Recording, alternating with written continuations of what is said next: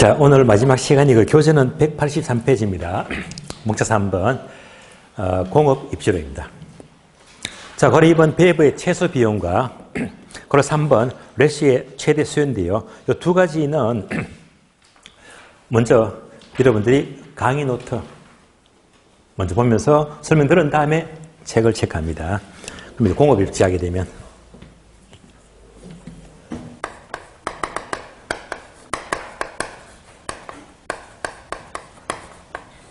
자, 크게 두 가지죠. 첫 번째가 배부의 최소 비용이로입니다.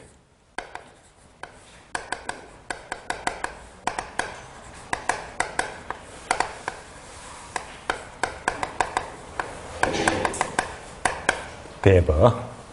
그 다음에 래쉬의 최대 수율입니다.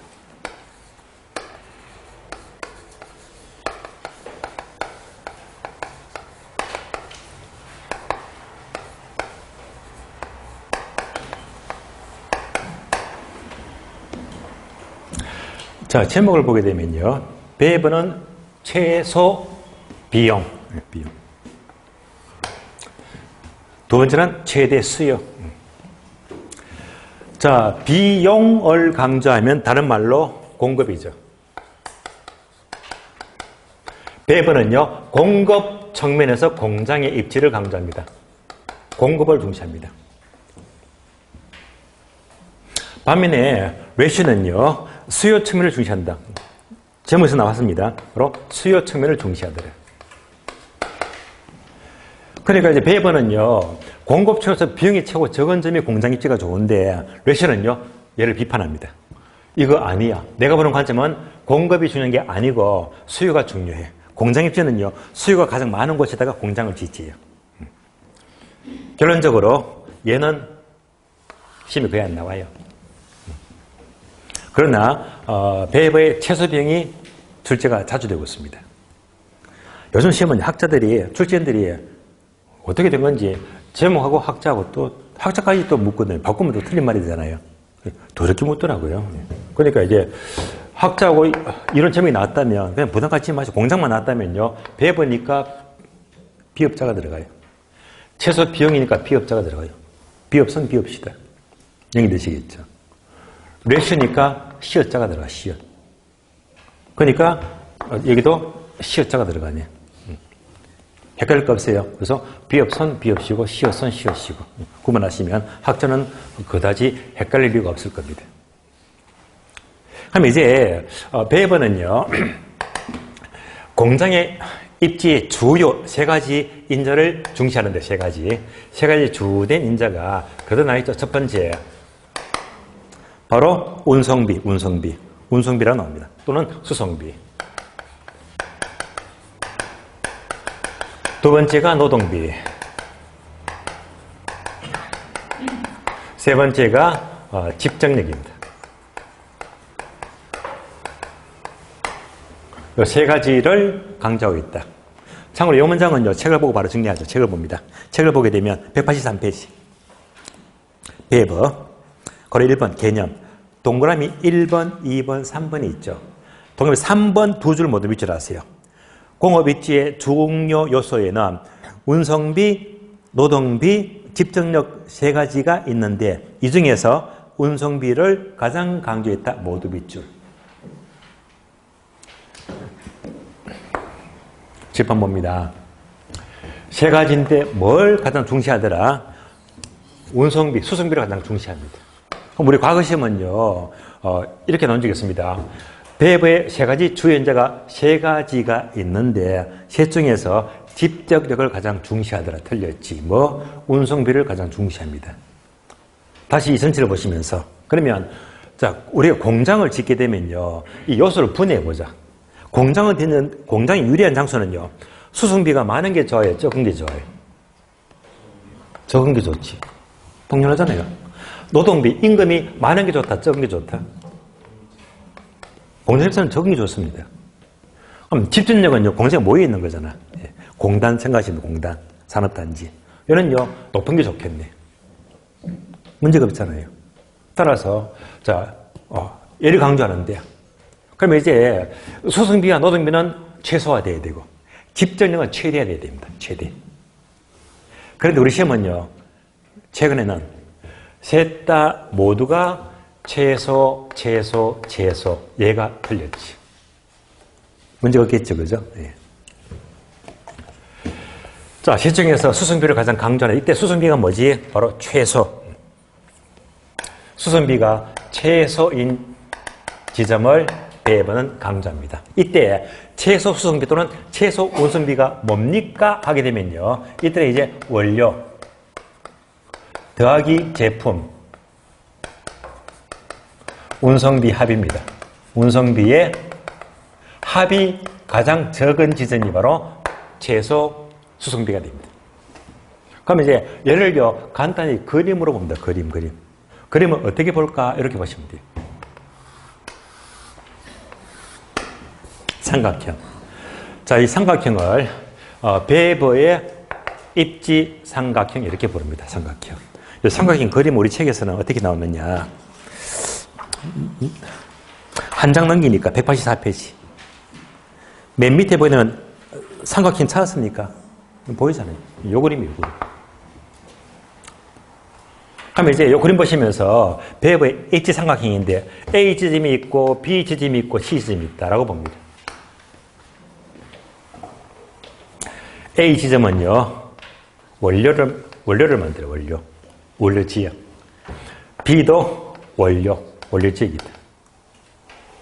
A 원료하고 B 원료 섞어서 제품으로 만들어요. 얘는 이제 C라는 제품이다. 제품 지역입니다. 자, 이런 지점에서 예를 들면 공장을 여기다가 짓자. 여기다 공장을 짓자. 공장을 지어요. 그래서 여기다 공장을 이렇게 짓게 되면 공장을 지어서 A라는 원료를 운반해 옵니다. 스몰 a. 얘가 뭐죠? 원료 운송비. B 원료를 운반해 옵니다. 스몰 b.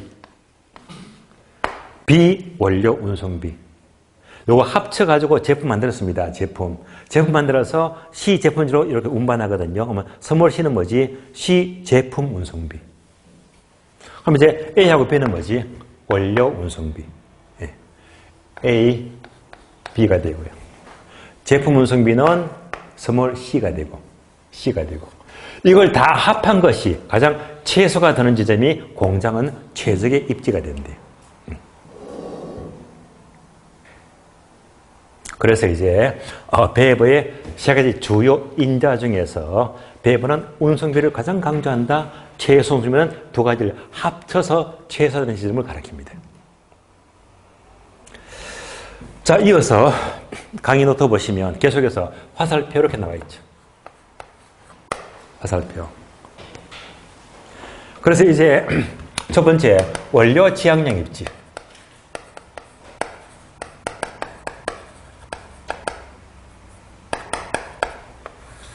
두 번째, 시장 지향량 입지. 이렇게 구분됩니다.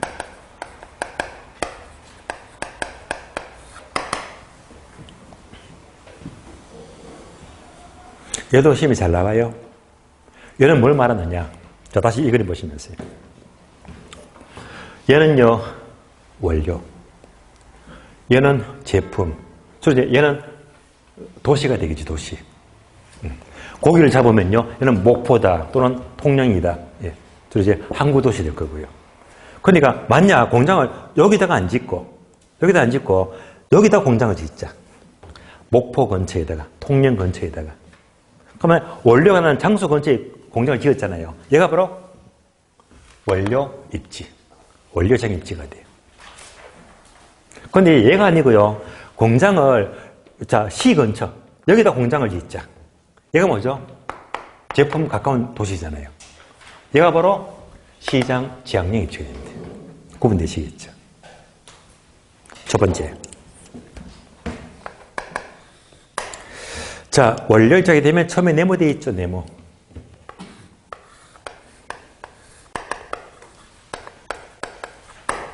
이때 네모가 바로 국지원료. 국지원료를 많이 쓰면 원료 입지가 되고요. 다음에 시장 입지는요, 네모 원료. 바로 보편 원료가 돼요. 보편 원료. 보편 원료를 많이 쓰게 되면 시장 입지가 된다.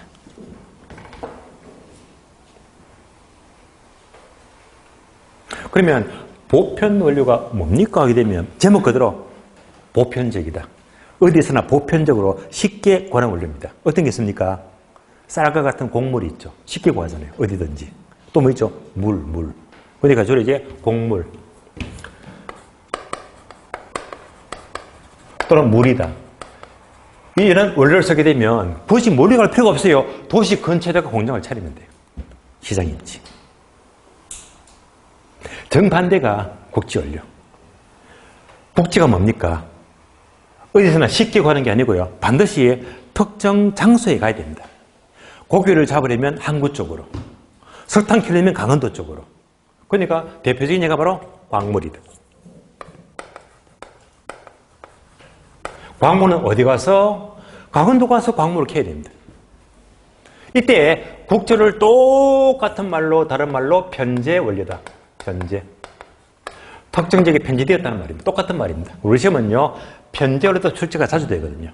국지 원료, 편제 원료 똑같은 말입니다. 그래서 이제 얘들을요, 이제 바꿔서 물으면 틀린 답이 되겠지. 그래서 네모가 바로 키워드입니다. 잘 나와요. 두 번째. 중량 네모 산업입니다.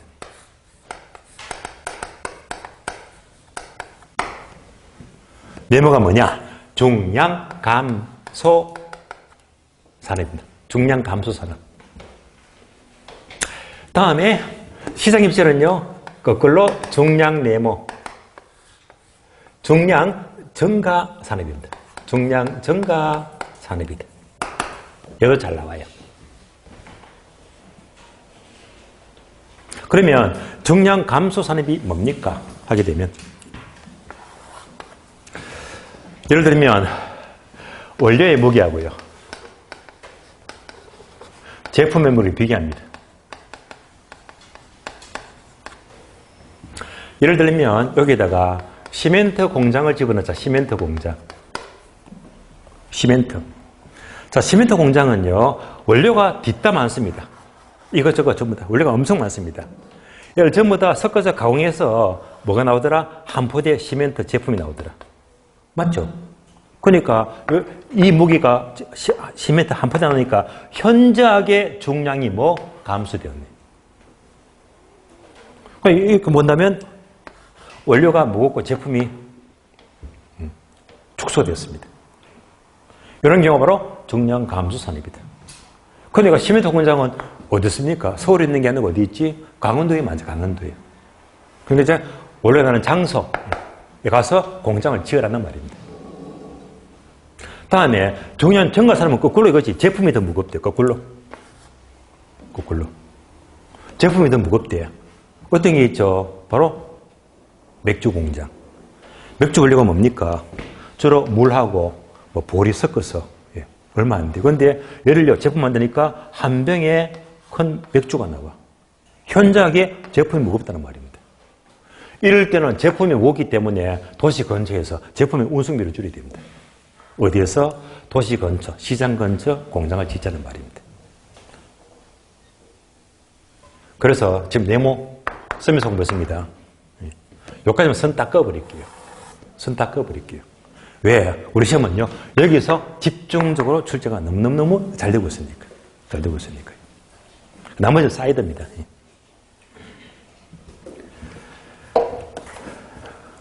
여러분, 살다 보면 이런 일, 저런 일 겪잖아요. 여러분들 보정 써본 적 있습니까? 저는 딱 살면서 보정을 2번 썼어요. 2번. 하나는 친척한테, 하나는 친한 친구한테. 보정 쓰니까 결과는 뭐지? 내가 다 갖게 되더라고요. 시급했습니다. 아시겠어요? 예. 그러니까 절대 보정을 쓰지 마세요. 예. 저도 친해서 보정을 썼더니 그 돈이 몇 천만 원인데. 예. 쓰니까 결국은 배째라 하더라고. 책임은 제가 지겠더라고요. 그래서 그렇게 말 듣고도 보정선 내 책임이 크지. 여러분 아마 그런 경험, 보정 썼으면 분명히 그런 경험을 했었을 거예요. 답이 나왔죠? 보정을 서면 된다, 안 된다? 안 된다. 큰일 납니다. 보정 쓸 때는 아예 서는 순간 내가 갖겠다는 각오를 하고 서주는 게 좋아요. 보정 쓰면 안 돼요. 보정을 서게 되면 이익이 크다, 불이익이 크다? 불이익이 큽니다. 그래서 결론적으로 보정 쓰지 말라고 했어요. 예. 만약 보정을 서게 되면 보정 시에는 불이익이 커요. 정말 큽니다. 아시겠어요? 예. 불이익이 크다. 예. 다시 말하면 국가문에서 감사가 나와. 박살납니다. 아시겠어요? 그래서 국가문에서 감사가 나와. 보정 시에는 불이익이 크다. 국가문에서 감사가 나온대요. 보정 시 국가문. 이렇게 암기하시면 돼요. 그래서 보정 시에는 내가 뭐지? 시장 입지. 시장 입지. 그래서 보정 시에는 자, 무슨 원료? 보편 원료가 많으면 종량 증가산업입니다. 보정시. 따라서 보정시, 그래서 얘가 바로 시장 입지가 되고요. 실제로 얼마나 하지? 보편 원료가 많으면 시장 입지. 종량 증가산업이면 시장 입지. 보정시. 다음에 국감원, 뭐지? 얘가 바로 원료 입지. 그래서 이제 원료 입지는 뭐지? 국감원. 국지 원료가 많으면 종량 감소 산업이면 원료 입지다. 국감원. 따라서 국지 원료가 많으면 원료 입지가 되고 종량 감소 산업이면 원료 입지가 되고요. 그래서 이제 원료 입지 시험에 나왔다면 여기서 다 틀린 답이 나와. 바로바로 문제를 풀어야 됩니다. 보정시 국감원. 나머지는 사이드입니다. 보정시 국감원. 빨리 문제 풀고 빨리 득점을 확실하게 해야 됩니다. 보정시 국감원이다. 나머지는 쉽게 보세요. 사이드 세 번째. 배브의 원료지수. 분자분모. 라지 M으로 되어 있죠. 원료지수. 원료지수는 분자분모인데요. 분모가 뭐지? 국지원료 중량. 다음에 분모는요. 제품, 원료, 제품의 중량. 국지원료 중량 나누기 제품 중량가 원료지수가 됩니다.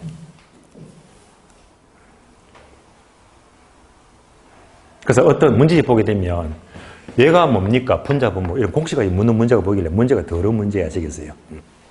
그래서 이제 뭐 혹시나 압니까? 그래서 원료지수만 나왔다면 분자분모인데 부산에 갔더니 남포동 가보셨죠? 남포동에 그 유명한 시장이 있잖아. 무슨 시장? 국제시장. 암기권. 국제시장. 그래서 배배 원래 지수하게 되면 뭐지? 국제시장. 국 나누기 제. 그래서 얘가 1보다 크대. 1보다 큰 게 뭡니까? 1보다 크면 분자값이 큰 거지. 그러니까 국지원량이 크다는 것은 요거잖아. 예. 그러니까 무슨 입지? 원료 입지. 거꾸로 세 번째. 배의 원료지수가 1보다 작아요. 작게 되면 거꾸로 시장 입지지. 다음에 네 번째. 자, 그러면 이제 강요토 보니까 3번, 4번 나있죠. 3번, 4번 묶어줘요. 묶어서 보는 게 좋아요. 4번은 뭡니까? 입지 중량.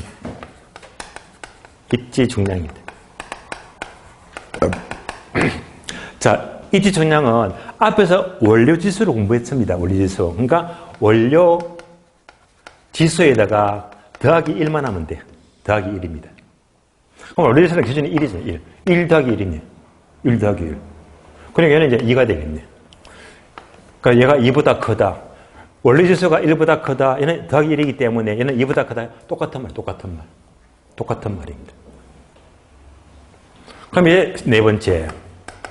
이 지수능이 거꾸로 2보다 작으면요. 역시 같은 말입니다. 시장 입지가 됩니다. 마지막으로 다섯 번째.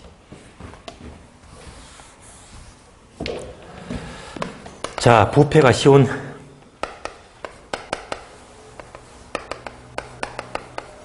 원료다. 그 다음에 부패가 쉬운 제품이다. 부패가 쉬운 제품이다. 원료가요, 부패가 쉽대요. 어떤 게 있죠? 자, 경남 통영에서 고기를 잡았습니다. 잡았잖아요. 잡아서 바로 남해안 통영에서 서울까지 운반하자. 그새 상해버립니다. 그러니까 얘는 부패가 빠르기 때문에 고기를 잡자마자 바로 통조림 가공하자. 그러니까 얘는 바로 통조림 공장은 바로 고기를 잡자마자 원료 입지가 되게. 다음에 부패 쉬운 제품이다. 부패가 빠른 제품이 있어요. 어떤 게 있죠? 예를 들면 뭐 두부라든지 또는 막걸리. 때에 두부나 막걸리는 도시 근처, 시장 근처에 공장이 있거든요. 예. 왜? 부패가 빠르기 때문에. 예. 그렇기 때문에 원활히 하려면 시장 근처에다가 공장을 차려야 됩니다. 이런 것들. 예. 따라서 이렇게 봤을 적에 이런 경우는 원료 입지가 되고 정반대 경우는 시장이 폐되는데 근데 우리 시험은요 주로 보정시 국감원 얘를 늘 물으니까요. 빨리빨리 푸시면 돼요. 그래서 185페이지 봅니다. 185페이지 보시면 괄호 4번에 있죠. 괄호 4번 공장부지 입지 요인 표가 나오면 표. 기업번 원료 입지 니은번 시장 입지 하는 순간 뭘 돌려? 보정시 국감원을 중심으로 보자. 첫 번째 칸에 있죠. 첫 번째 칸 두 줄 나옵니다. 두 번째 줄 보시면 중량 감소 산업 밑줄. 오른쪽은요. 중량 증가 산업 밑줄. 다 적어드렸어요. 세 번째 칸 보시면 세 번째 칸. 자, 왼쪽은요. 편제 원료 괄호 국제 원료 밑줄. 이것도 적어드렸고 오른쪽은요. 보편 원료 밑줄. 그리고 다 합치게 되면 보정시 국감원 이렇게 나올 거예요. 다 설명드렸습니다. 다음 페이지 넘어가요. 다음 페이지 보시면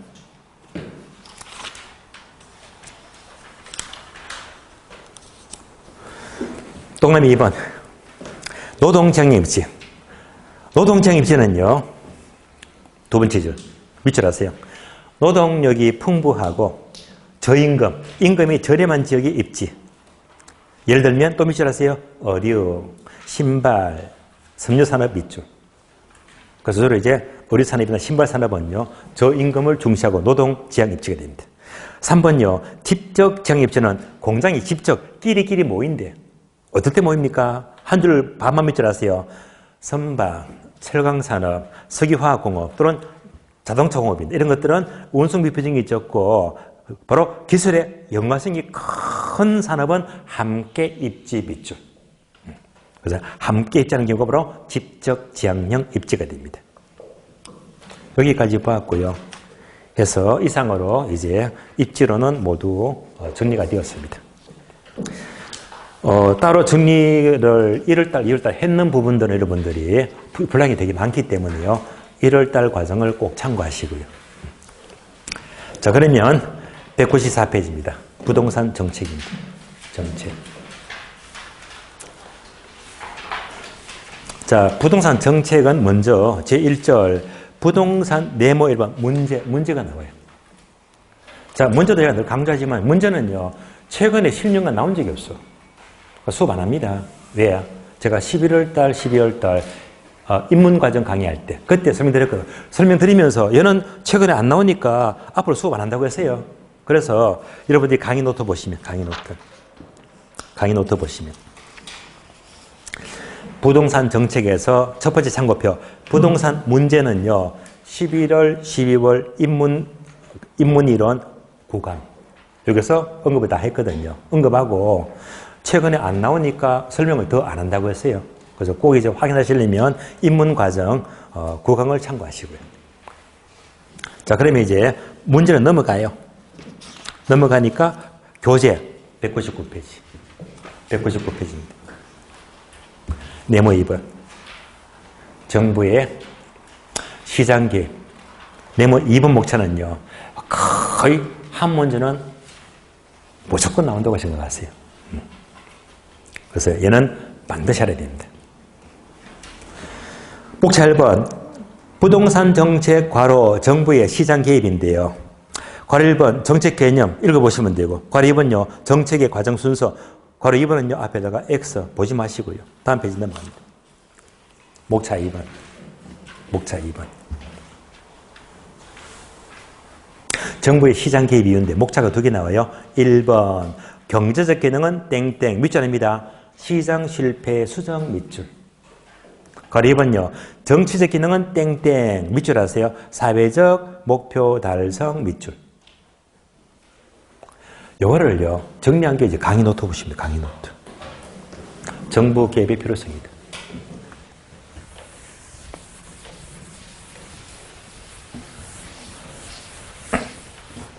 자, 그러면 정부 개입 필요성은 바로 강의 노트는 2가지 나와요. 2가지. 첫 번째가 정치적 기능. 두 번째가 경제적 기능입니다. 그러면 메모되어 있죠. 땡땡. 정치적 기능은 바로 사회적 목표 달성입니다.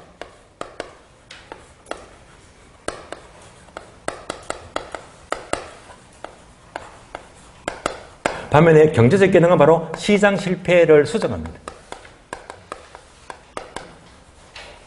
수정하기 위해서 정부가 개입하더라. 2가지 기능인데. 예를 들면 사회적 목표가 되면 대표적인 예가 정부가 집 없는 서민들에게 공공임대주택을 지어서 공급한대요.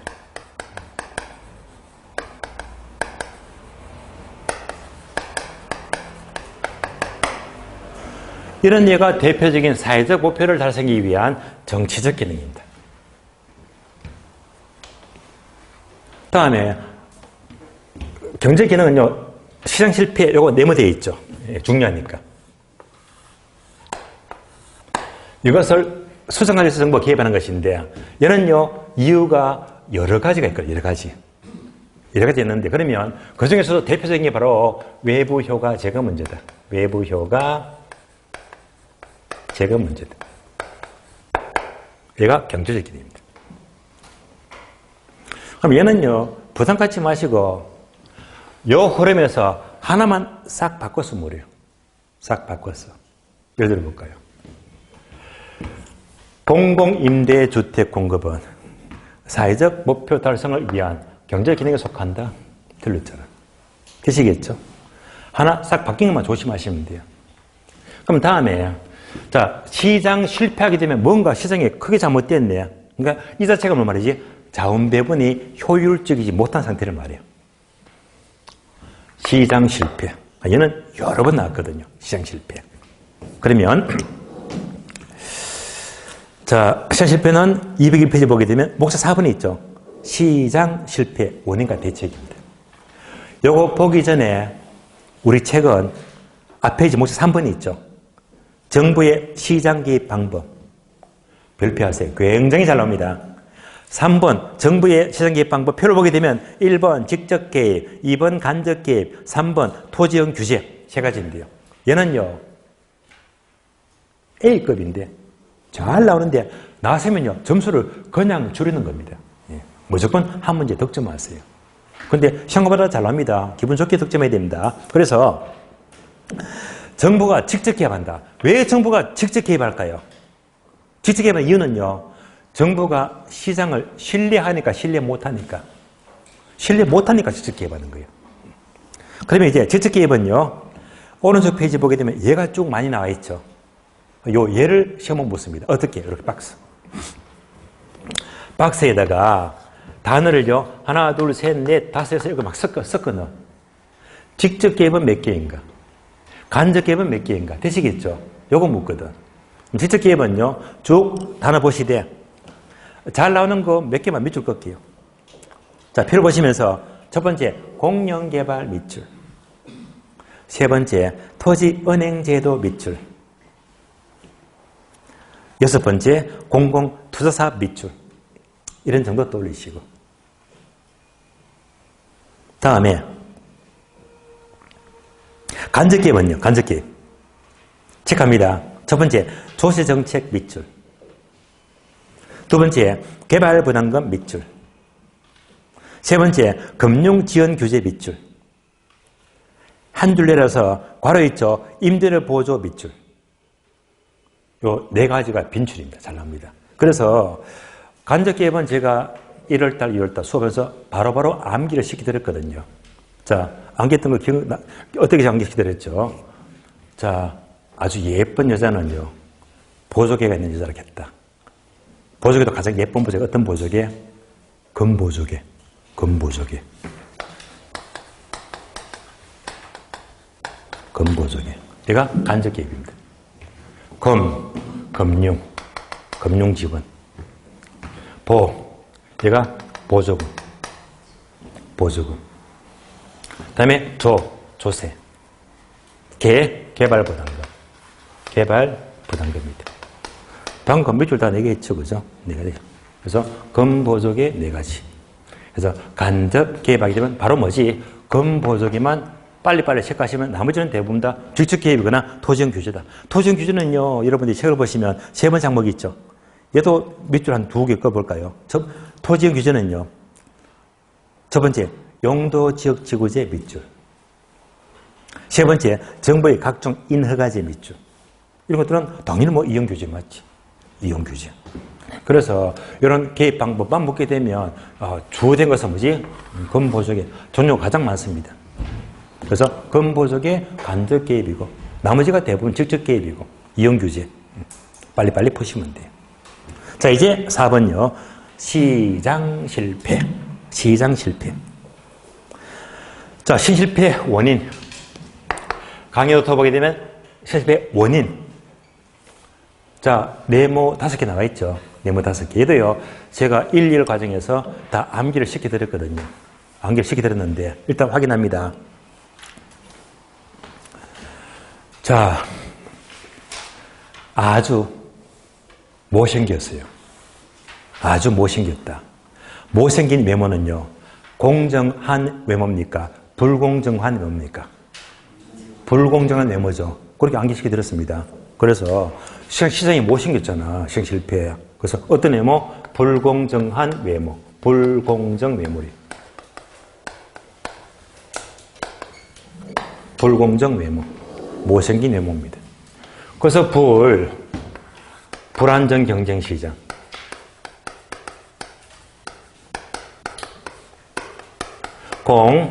공공재. 정보의 비대칭성입니다.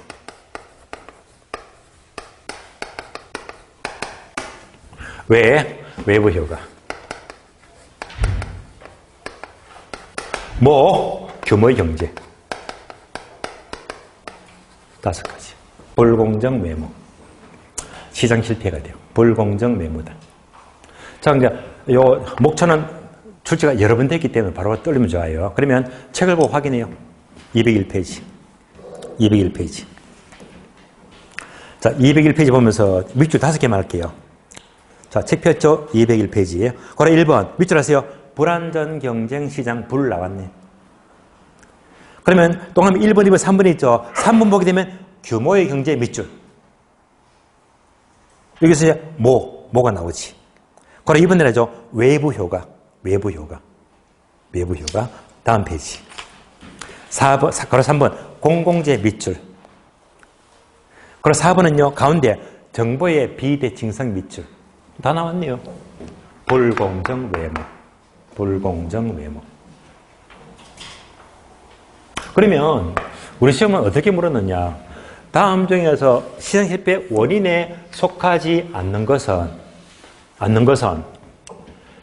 1번, 2번, 3번, 4번 틀린다. 불자만 싹 빼버리고 완전 경쟁상 틀렸지. 불자가 빠졌습니다. 또는 시장 실패 원인에 속하지 않는 것 1번, 2번, 3번, 4번 틀린다. 동질성. 없잖아. 근데 얘는요, 어려서 들은 것 같아요. 동자다정. 모든 상품은 동자다정. 동일하다. 얘는요, 완전 경쟁의 조건이다. 완전 시장. 그러니까 실실패가 아니다. 그래서 이제 종류 묻게 되면요, 점수를 그냥 주는 거야. 그런데 실실패, 불공정 외모 중에서 얘가 최고 또 중요하거든, 외부 효과. 얘가 중요해요. 외부 효과는 우리 요제 203페이지. 203페이지입니다. 목차 5번, 외부 효과.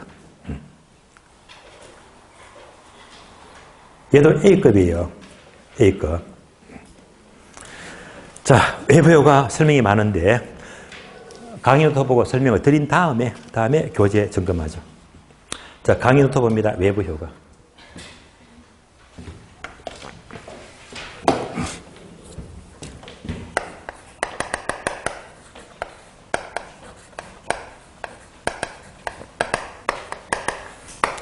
자, 첫 번째 의의를 보게 되면 어떤 경제 활동이 네모가 나와요.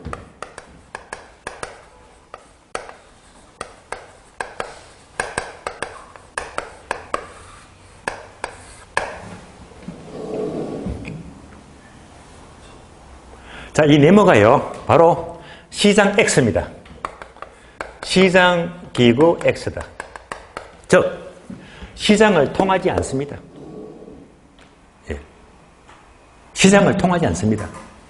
시장을 통하지 않고 누구에게? 제3자에게. 유리한 영향을 미치게 되면 정의 외부 효과.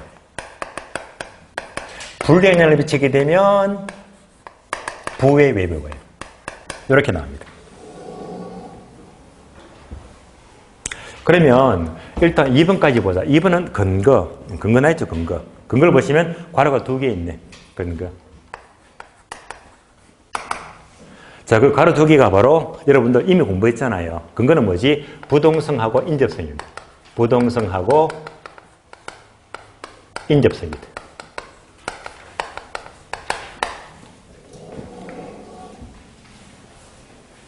예를 들어봐요. 우리 집이 있어요. 내 땅이 있다. 우리 집입니다. 부동성. 근데 인접한 이 땅이 전철 여기 들어서면 대박이지. 동네가 얼마나 좋아집니까? 정의 외부 효과. 전철역이 아니고 쓰레기 매립장이 생겼대. 정신병원 생겼대. 동네가 얼마나 나빠집니까? 마이너스 부의 외부 효과입니다. 그러면 이때 자, 전철역이 생기고 또는 쓰레기 매립장이 생겼다. 이 자체가 시장에서 사고 파는 게 아니잖아요. 예. 시장을 통하지 않습니다. 않고 누구에게? 제3자와의 관계를 말합니다. 그래서 유의할 점은요. 자, 얘는 여러 번 나왔고, 예. 그래서 얘는 틀리지 마세요. 아직까지 설치가 안 된 게 항상 외부 효과는 제3자와 제3자. 그러니까 얘가 우리 집이야. 전철역이야. 아무런 관계가 없습니다. 3자, 3자. 근데 유의할 점은요. 싹 바꿔버려요. 제3자 대신 여기다가 만약에 거래 당사자를 묻게 되면 속지 마세요. 거래 당사자는 X 틀린 말입니다. 거래 당사자는 뭡니까? 한쪽은 매도인, 한쪽은 매수인. 그거 아니잖아요. 그러니까 거래 당사자가 아니고 제3자와의 관계를 말합니다. 그래서 이 단어도 속지 마세요. 언젠가는 출제가 될 거예요.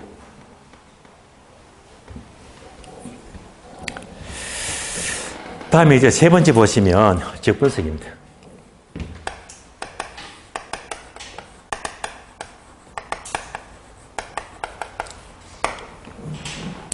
감정평가에서 지역 분석을 가르치는데, 자, 보세요. 우리 집 근처에 GTX 여기 들었을 때, 동네가 대박입니다. 지역이 좋아졌어요? 나빠졌어요? 좋아졌지. 뭐가? 지역이. 그러니까 무슨 분석? 지역 분석입니다.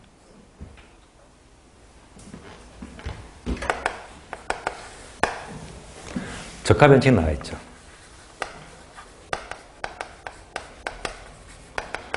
이 적합변칙을 지역 분석에서 적합변칙을 분석합니다. 그러니까 예를 들면 주거지역은 주택을 짓는 게 적합하지. 상업지역은 상가를 짓는 게 적합하지. 이거 바로 적합변칙입니다. 자, 한 번 더. 주거지역은 주택이 적합한데 주거지역에 공장을 지었대.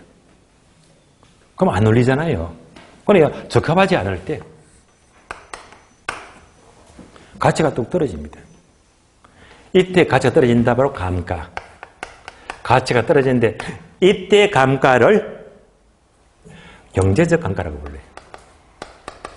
경제적 감가. 따라서 지역에 어울리지 않더라. 적합하지 않으면 가치가 떨어져. 무슨 감가? 경제적 감가. 이런 다른 말로 환경적 감가, 외부적 감가 다 똑같은 말입니다. 종류.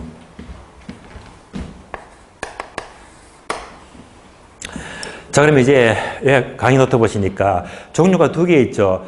정과 부 두 가지. 요 두 가지입니다.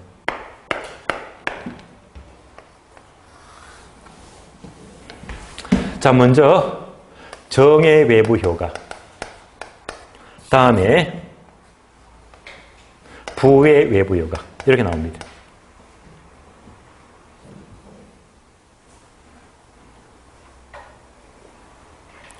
종류 보기 전에요. 일단 이만큼 본 거, 책을 보고 일단 체크할게요. 책을 봅니다. 교재 볼게요. 자, 교재 보시면 203페이지. 203페이지. 고려 1번, 외부가 개념. 동함이 1번, 2번, 3번, 4번 있죠? 2번, 3번 묶어주고, 2번, 3번 묶어주고. 이제 읽으면 다 들어봐요. 2번, 부의 외부 효과란 또는 외부 불균제란 밑줄 아세요? 시장기구를 통하지 않고 밑줄. 시장을 통하여 속지 마세요. 통하지 않고입니다. 통하여 잘 나와. 통하지 않고. 다른 제3자에게 의지되지 않는 손해를 주는 건.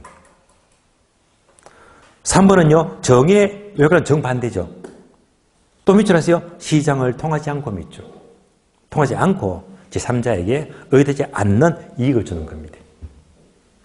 이제 단어 확인했고. 그러면 한 장 넘어가요. 넘어가니까 종류가요. 뭐 계속 외부 불경제, 외부 경제 종류 요거 있잖아요. 요 두 가지입니다. 반복해서 나오는데 결국 얘를요 전부 다 모아서 정리한 것이 오른쪽 페이지 보시면 205페이지 표가 나 있죠. 왼쪽은 정의 외부 효과, 외부 경제. 오른쪽은요 부의 외부 효과, 외부 불경제. 표를 보니까 각각 항목이 5개 나옵니다. 5개. 그러면요. 자, 먼저 외부 경제 항목 5개 있죠. 5개 중에서 두 번째, 세 번째, 네 번째, 세 개를 묶어줘요. 두 번째, 세 번째, 네 번째. 두 번째는요. 사적 비용, 사회적 비용. 세 번째는요. 사적 편익, 사회적 편익. 네 번째는 과소 생산 소비. 그러니까 두 번째, 세 번째, 네 번째가 비용과 편익과 생산이지. 그래서 얘만 집중하세요. 얘가 중요합니다. 얘가요. 네.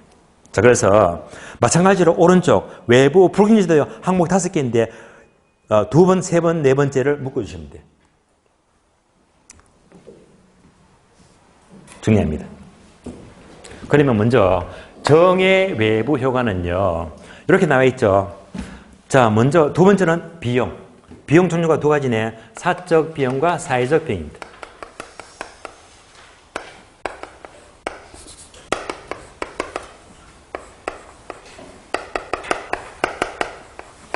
다음에 세 번째 항목은요. 편익이죠. 편익. 사적 편익과 사회적 편익입니다.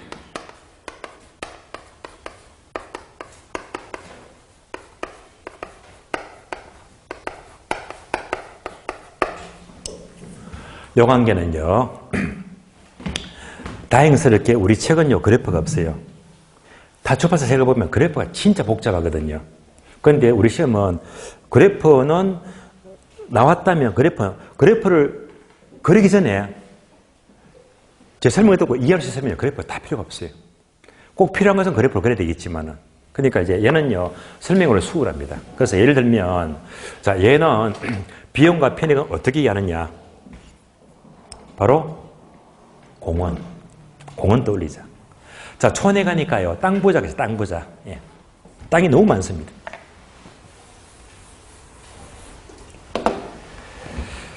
자, 그래서 이 큰 땅도 갑의 땅이고 옆에 땅도 전부 다 뭐죠? 갑의 땅이다. 땅부자입니다. 땅부자. 그래서 갑은 이 큰 땅이 뒷땅이니까 내 마음대로 여기다가 공원 만들자. 공원. 그 저기다가 이제 꽃도 심고 나무도 심고요. 벤치도 만들고 아주 보기 좋게 개인 공원 만들었습니다. 누가 만들었죠? 갑이. 만들고 주민 전체가 다 같이 공원을 그냥 이용합니다. 그러면 소유자 갑은 뭐가 되지? 사적. 주민 전체는요, 누가 된다? 사배적. 전체를 말해요. 따라오셨죠? 그러면 이제 공원은 누가 만들었습니까? 갑이. 누구 비용으로? 사적 비용? 갑의 비용으로. 사적 비용. 그러면 주민 전체는요, 10원도 안 들어갔어. 주민 전체는 비용 제로입니다. 그러면 어느 쪽 비용을 크게 만든다? 사적 비용을 크게 만든다. 어려운 거 전혀 없습니다. 그래프가 필요가 없어요. 이렇게 공원 만들어서 다 같이 다 이용하지. 그러면 편익이지. 편익은 갑이 큽니까? 주민 전체가 큽니까? 주민 전체가 편익을 많이 보고 있습니다. 결국 공원 떠올리니까 이건 다 좋은 건데, 자, 비용은 누구 비용? 사적 비용이 크게 들어갑니다. 편익은 누가 많이 봐요? 주민 전체가 많이 보는데. 그럼 생각합니다. 합쳐볼까요? 기껏 내 돈 들어서 공원 만들었더니 편익은 내가 많이 보는 게 아니라 주민 전체가 많이 보네. 그러면 이 사람은요, 배가 아프지. 많이 만들어요? 적게 만들어요? 안 만들어. 왜 남존일 합니까? 그렇잖아요. 그러니까 네모. 중요하지? 안 만들어. 과, 소, 생산. 적게 만들어요. 왜 남존일 합니까? 남존일을. 적게 만드니까 뭐가 되지? 시장 실패. 적게 만들어요. 자원 부분이 왜곡되잖아요.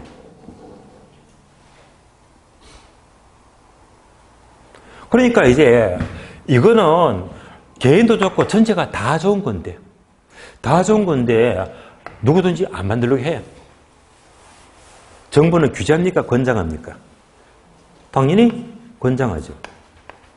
왜 저렇게 만들지? 그래서 정부는 권장합니다. 뭘로? 보조금으로. 보조금. 너 돈 이만큼 많이 들어갔지. 이 돈 들어간 만큼 우리가 보조금 싸줄게. 보조금 싸가지고 빙빙 확 줄게. 그래서 보조금을 주면서 그만큼 사적 비용을 절감시켜주는 만큼 많이 만들 수 있습니다. 여기까지가 정의 외부 효과예요. 그래서 이제 비용과 편익과 생산, 요거 세 가지가 방금 세 개 묶었잖아. 예. 얘를 말로 물어. 그래프는 절대 안 나와. 예. 말로 묶거든. 특히 어느 쪽 비용이 큰지, 편익이 큰지, 특히 많이 만든다, 적게 만든다, 생산 문제. 예. 여만 하시면 문제 다 풀려버립니다. 다음에 부외 외부 효과도 이제 오른쪽 표로 보시면 돼요. 그대로 단어 3개. 사적 비용, 사회적 비용, 그다음에 사적 편익, 사회적 편익입니다.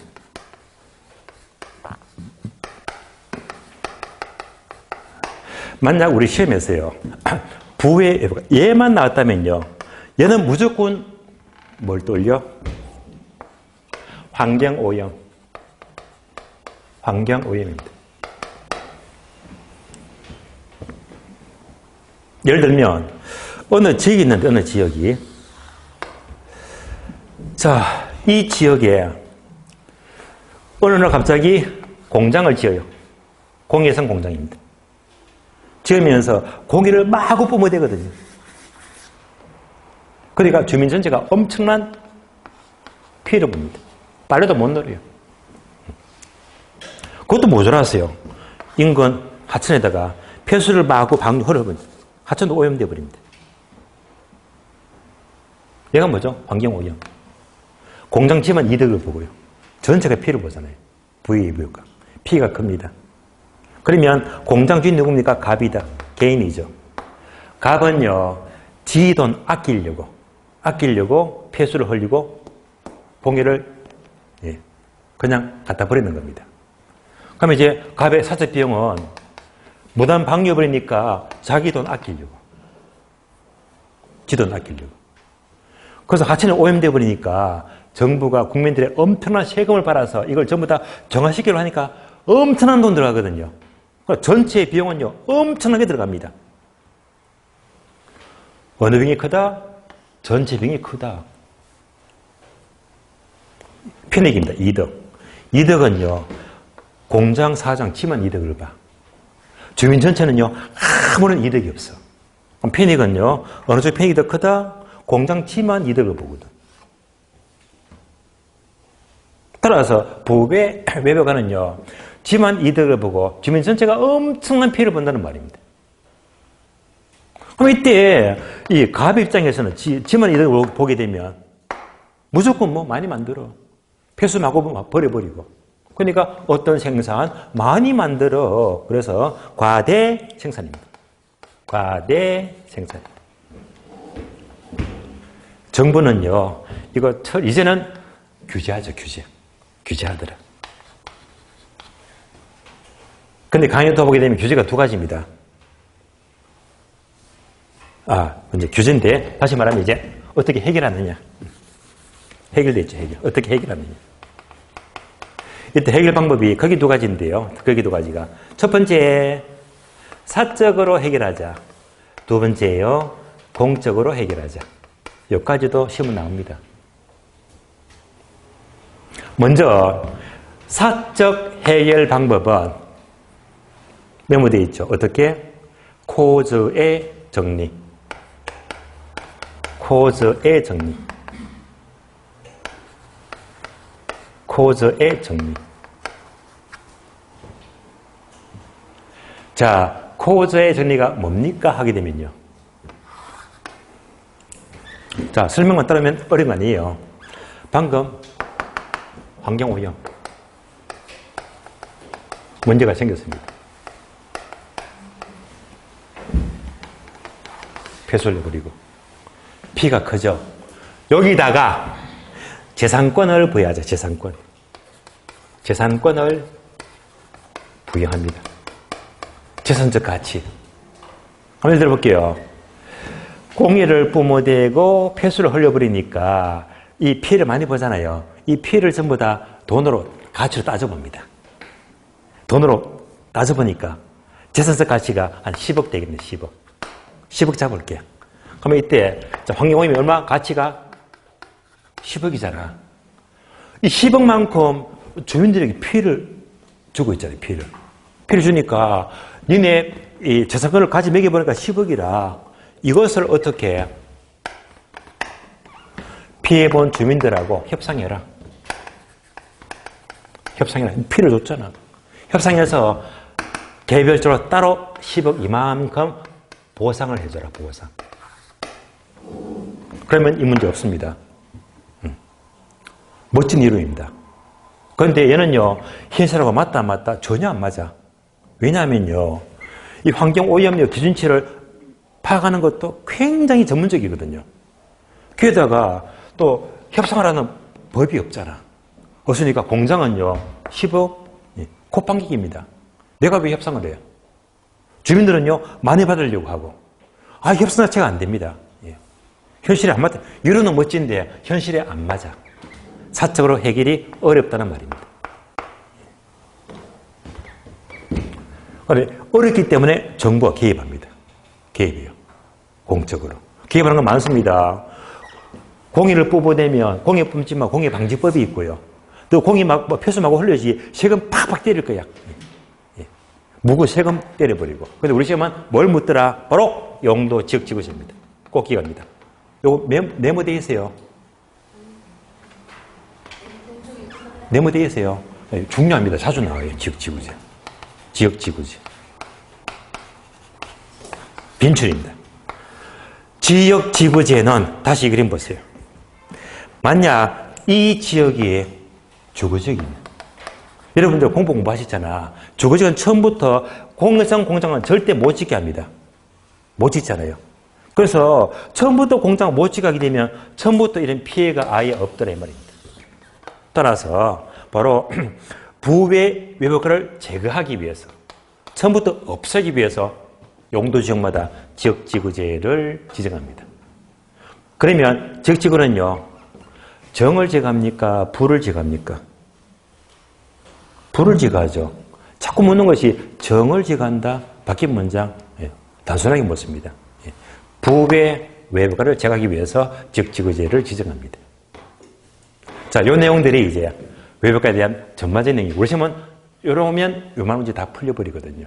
자, 그러면 책은 몇 페이지입니까? 205페이지.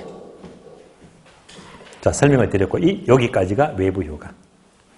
자, 교재 봅니다. 교재 보시면 206페이지 제2절 토지정책. 네모 1번 앞에다가 X 보지 마세요. 시간 낭비예요. 시험 안 나와요. 네모 1번 토지정책 목표 방향 보지 마세요. 네모 2번 지역지구제. 여기다가 별표해야지. 왜? 중요하니까. 나오고 집중하자. 지역지구제. A급입니다. 위열점은요. 지역지구제 학교론 교재가 있지만은요. 추가적으로 지역지구제 하게 되면 여러분들이 조심하세요. 뭘 조심하자? 공법 시간에 국토계획법에서 용도, 지역, 지구, 구역 공부하셨죠? 그 기본 용어들이 시험에 나와. 문제 아시겠어요? 그건 어려운 거 아닙니다. 깊이 없이. 다만 공법 공부했더니 국토계획법에서 용도, 지역, 용도, 지구 이런 정도 용어 묻는 거 그게 잘 납니다. 아시겠어요? 공법적인 내용이. 그런 것들을 학교론식에 담을 수가 없잖아요. 그래서 최근 시험은요. 공법을 잘 묻습니다. 2차 과목까지 기본 용어 체크하시고. 그러면 학교론식의 내용은요. 2번 봅니다. 2번 보게 되면 목적과 내용. 동화면 1번. 지역지구제의 목적은요. 두 번째 줄 중간에 밑줄 하세요. 부외 외부 효과를 제거 밑줄. 방금 공부했습니다. 부를 제거합니다. 3번 내려가요. 효과. 맨 밑에 3번 효과. 효과는요. 고려 1번 단기적 효과 단기 동그라미. 다음 페이지요. 고려 2번 장기적 효과 장기 동그라미. 자, 지금부터 정책만 나왔다면요. 정책은 주로 두 가지입니다. 단기하고 장기야. 단기, 장기. 구분 되거든요. 단기 동그라미 있죠? 화살표 적어줘요. 단기 화살표 적어주세요. 단기 화살표. 수요. 단기는 무조건 수요로 움직입니다. 수요. 다음에 가로 3번. 가로 2번입니까? 장기 동그라미 장기 화살표. 공급 적어주고요. 확인합니다. 앞으로 정책에서 단기, 장기만 나왔다면 단기는 무조건 수요다, 공급이다. 단기, 수요. 장기는 공급이다. 왜 그러죠? 자, 만약에 주택을 지어요. 주택을 짓겠대. 공급이잖아. 아파트 짓는데 2년 걸리잖아. 그러니까 공급은 뭐지? 장기. 단기는요, 사는 거지, 수요. 주택을 사는 거는요, 내가 오늘 살 수도 있고 내일 살 수 있습니다. 뭐지? 단기대 말입니다. 그러니까 단기는 뭐라고 했죠? 수요인데 단기에 공급이 증가된다, 감소된다. 무조건 틀린 말입니다.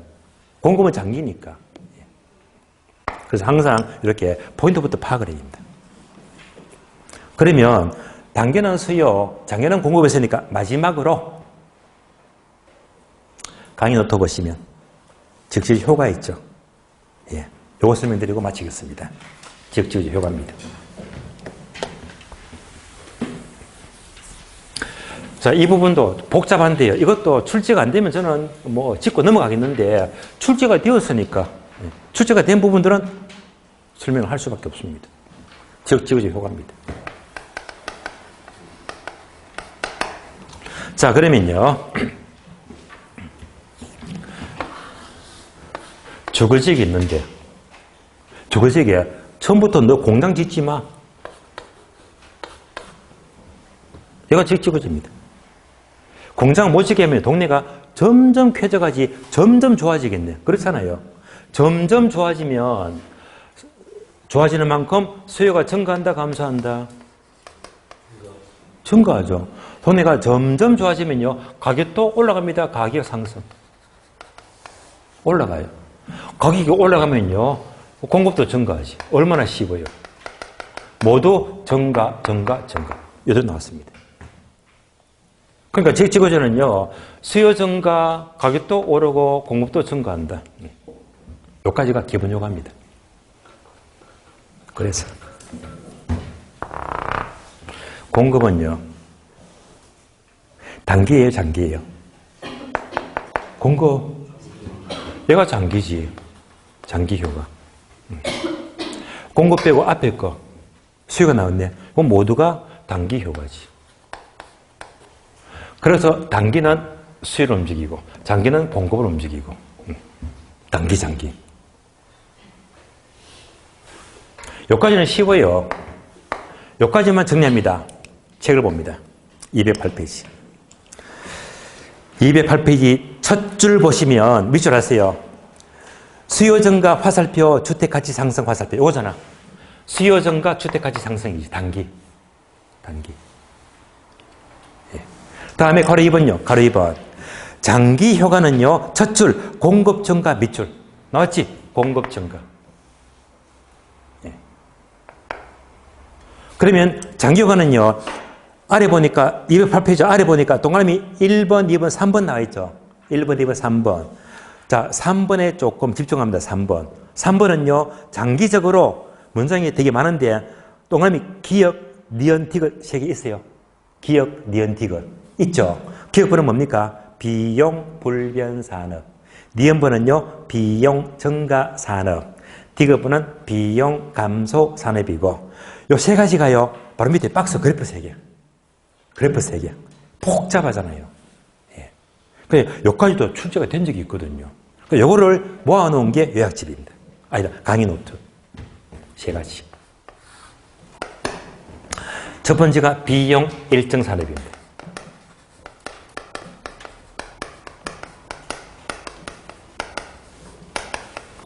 두 번째가요, 비용 증가 산업입니다. 세 번째가 비용 감소 산업입니다. 3가지. 얘가 되게 복잡하고 고급 수준입니다. 그런데 오늘은요, 제가 교재는 그래프 다 그려드리면 시간이 안 돼요. 그리고 그래프 그리면 여러분들이 저를 째려봐요. 예, 어렵다고. 그러니까 지금은 설명하는 그래프는요, 5월, 6월 되면 따로 이제 여러분 실력이 올랐으니까 그려드릴 거예요. 지금은 안 그리고, 지금은 요것만 따라오게 되면 문제가 그냥 풀리거든. 문제 푸는 게 중요하기 때문에. 예, 결론만 따라오시면 돼요. 먼저 주택 가격, 그리고 공급입니다. 자, 얘만 따라오시면요, 문제 다 풀려요. 장기적으로 공급을 증가시키는데 3가지, 비용 일정 산업이다, 증가 산업이다, 감소 산업이다. 얘는 뭐냐면요, 이때 비용이 뭐지? 건축비. 공급을 증가시키는데 건축비가 일정하대요. 예? 건축비가 상승한대요. 예? 건축비가 하락한대요. 건축비. 그러니까 자, 모든 케이스 바이 케이스가 건축비가 일정하되 올라간대 내려간대 끝났잖아. 요즘 분위기는요, 철근가, 건축비가 어떤 추세입니까? 엄청 올라가죠. 이거는 현실은 비용 증가 산업입니다. 3가지 모두 보자. 따라서 공급을 증가시키는데 건축비가 일정하다, 상승한다, 하락한다. 따라오셨죠? 이제부터 결론. 결론은 아마 괄호 6개. 참고로 그래프는요, 제가 교재 그래프 복잡하니까 5월 달에 그려드릴 겁니다. 예. 그냥 무작정 암기할 수가 없으니까. 그때 확인시켜드리고, 오늘은 결론만 보자. 결론만 따라오면요, 지문 다 풀려버립니다. 자, 따라오세요. 지역지구지를 지나면 동네가 좋아졌다. 인구가 증가하고, 가격은 올라가고, 공급도 증가한다. 따라오셨죠? 공급은 뭡니까? 증가하죠. 답이 나왔잖아. 공급은요? 얼마나 쉬워. 공급은 무조건 증가. 왜? 앞에서 답이 나왔으니까.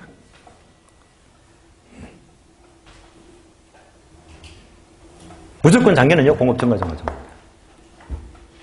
다음에. 주택가격. 자, 여기서 쉬워. 왜 쉬운가 하면요. 건축비가 일정하면 주택가격도 일정합니다. 같이 움직여. 건축비가 비싸면 주택가격도 상승 비싸지. 건축비가 하락하면 주택가격도 떨어지겠지. 얼마나 쉬워요. 공급은 모두가 증가. 가격은요, 일정하면 일정하고, 증가하면 증가하고, 감소하면 감소하고. 어려운 거 없습니다. 이렇게 문제 풀면 무조건 다 풀려버립니다. 우리 시험 예제 연습합니다. 지역지구지에서 자 장기적으로 비용 일정 산업이면 가격은 일정하다 원래 수준에서 공급은 일정하다 틀렸지. 공급은 증가한다고 했습니다. 공급은 일정하다 틀렸지. 자, 지역지구지 효과에서 장기적으로 비용 증가 산업이면 가격은 원래 수준보다 높은 수준에서 올라갔잖아요. 공급은 감소한다 틀렸지. 공급은 무조건 증가합니다. 그래서 하나만 싹 바꿔서 물으면 틀린 지문이거든요. 여기까지도 시험은 몇 번 나왔기 때문에 이대로 푸시면 되고, 그래서 이렇게 문제 푸시고 나중에 이제 상세한 그래프는 이제 5월달 가서 그때 가장 심화 과정이니까 그때 가서 그래프는 따로 그려드릴게요. 여기까지 보시고요. 그러면 이제 마지막으로 목차 보고 마치겠습니다. 목차 211페이지. 네모 3번. 개발권 양도제. 개발권 TDR 제도는요. 제가 1월달, 2월달 수업하면서 신문, 서울신문 큰 거 들고 왔어요. 그림을 다 그리면서 설명을 드렸기 때문에 얘는요. 나중에 부동산 개발해서 설명하는 그런 파트가 되고요. 다음 한 장 넘겨서 212페이지. 네모 4번. 토지 은행 제도는 어려움 없으니까 참고로 여러분 읽어봐 주시고요. 214페이지. 네모 5번 토지 적성 평가, 6번 토지 선매 다 공법적인 2차 과목 공법적인 내용입니다. 마지막으로요. 218페이지요. 17번, 네모 17번. 토지 공개념. 토지 공개념은요, 앞에다가 X. 보지 마세요. 보지 마시고, 중요한 거는요, 오른쪽 페이지 보니까 219페이지. 포인트 있죠? 현재 우리나라에서 시행되고 되지 않는 제도. 여기다가 별표. 요거 굉장히 많이 나왔습니다. 4개 묶어주세요. 1번 TDR 제도, 2번 택지 소유 상한 제도, 3번 토지 초과 이득세, 4번 종합토지세, 공한지세, 재개발 부담금제. 요거는요, 시험에서 굉장히 많이 나왔거든요. 그래서 요것만큼은 최대한 집중하세요. 자, 여기까지 보고요. 다음 시간에는요, 바로 221페이지 주택정책부터 진도를 나가도록 하고요. 오늘은 여기서 모두 마치겠습니다. 자, 수고하셨습니다.